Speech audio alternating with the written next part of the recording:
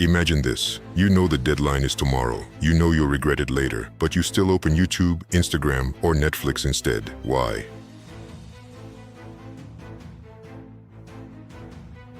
Not because you're lazy, not because you lack willpower. Your brain is simply doing what it evolved to do, protecting you from discomfort. Today, I'm going to show you the scientific mechanisms behind why your brain makes you procrastinate. You'll understand what's happening in your prefrontal cortex, dopamine system, and limbic system. And most importantly, you'll get practical, science-backed strategies that actually work even when willpower runs out. I promise, after this video, you'll look at your procrastination in a completely different way. If you want to finally understand yourself and start doing the things you plan to do, stay until the end.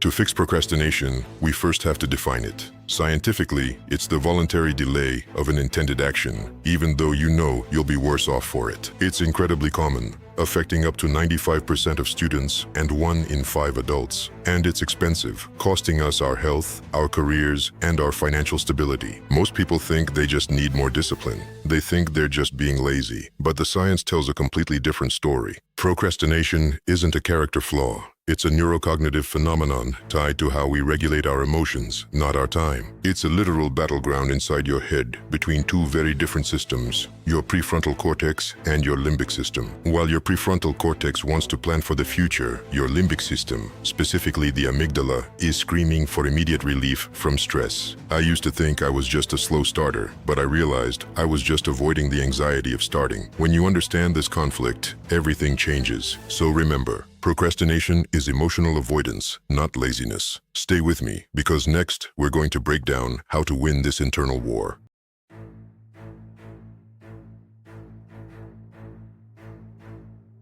Ever wondered why your brain thinks you'll be a productivity machine tomorrow? It's not just optimism, it's actually a series of neurobiological glitches. First, the dopamine timing glitch. In procrastinators, the motivation chemical dopamine bursts after the reward, not before the work. Your brain seeks quick fixes instead of the actual task.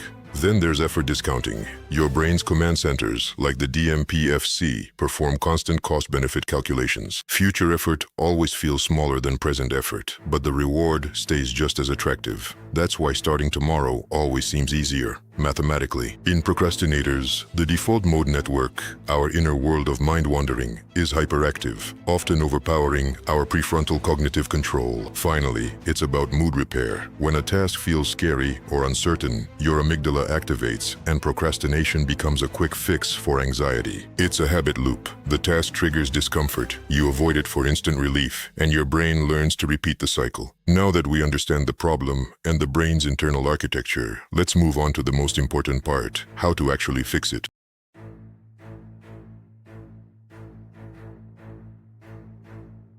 We've understood the brain's glitches. Now, let's talk solutions. These are the science-backed strategies to finally beat procrastination. Strategy number 1.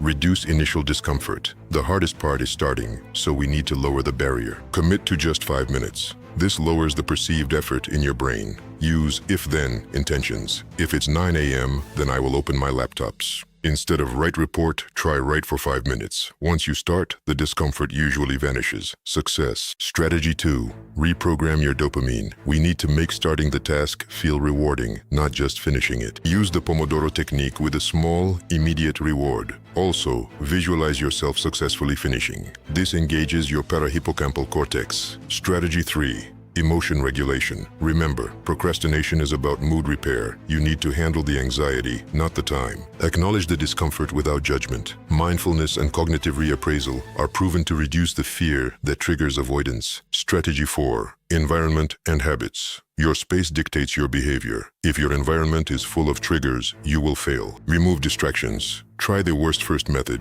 Do the hardest task first thing in the morning when your willpower is highest. Finally, play the long game. Self-compassion is more effective than self-criticism. Forgive yourself for slipping up. Use temporal motivation theory to set better goals. Focus on the value of the task and reduce the delay of the reward. Procrastination is a brain battle you can win. Pick one strategy today and start small. You've got this. See you in the next one.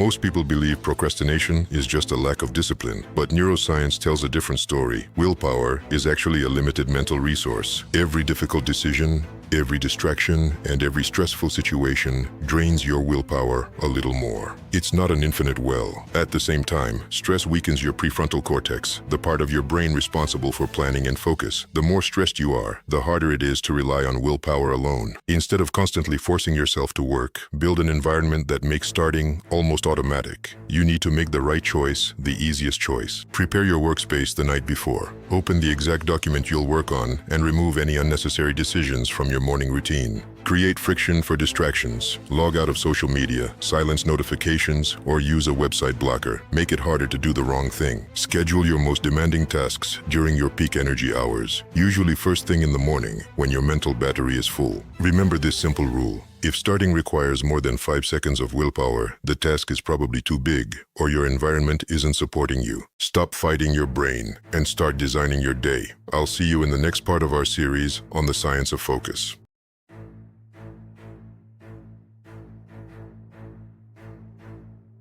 When people procrastinate, they often respond with self-criticism. We tell ourselves, "I'm lazy," or "I'll never change." But this only makes things worse. Unfortunately, shame creates even more emotional discomfort, making the task feel even more threatening to your brain. Avoidance becomes a survival tactic. Research consistently shows that self-compassion is far more effective than self-criticism. Changing your behavior starts with being kind to yourself. Next time you procrastinate, pause. Name the emotion. Is it anxiety? Fear? Then respond the way you would to a close friend.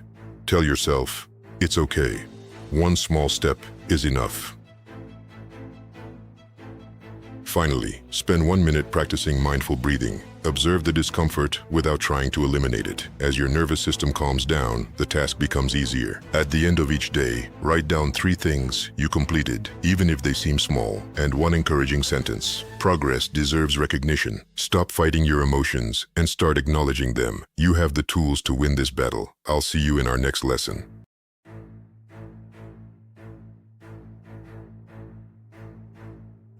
Perfectionism doesn't motivate action, it delays it. When your brain believes a result must be perfect, it starts treating the task as a threat. Fear of failure or criticism activates your amygdala. In this state, your brain decides that avoidance is safer than starting and potentially failing. The goal isn't perfection.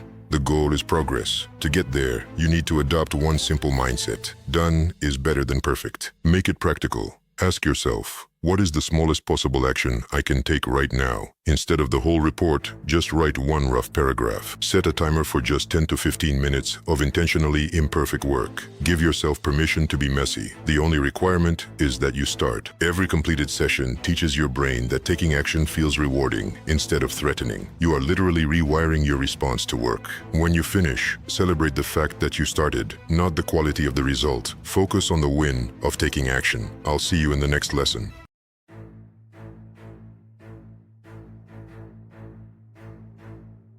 Motivation changes from day to day, and it's notoriously unreliable. Systems, however, create consistency. They take the guesswork out of your day. Vague goals force your brain to make constant decisions, increasing decision fatigue and making procrastination more likely. Clear systems remove that uncertainty. To start, create a simple weekly routine. Every Sunday, choose your 3 most important priorities. Every evening, decide exactly what you'll do first tomorrow. Use an if-then plan. For example, if it's 9 a.m., then I'll sit at my desk and work on Project X for 25 minutes. This automates the start. Follow one more critical rule. Never miss 2 days in a row. Missing once is normal, it's human, but missing twice is the start of a new, negative habit. Every week, review what worked and what didn't. Adjust your system without judging yourself. Progress is a series of small, consistent adjustments. Stop waiting for motivation to strike and start building your system today. You have everything you need to succeed. I'll see you in our next lesson.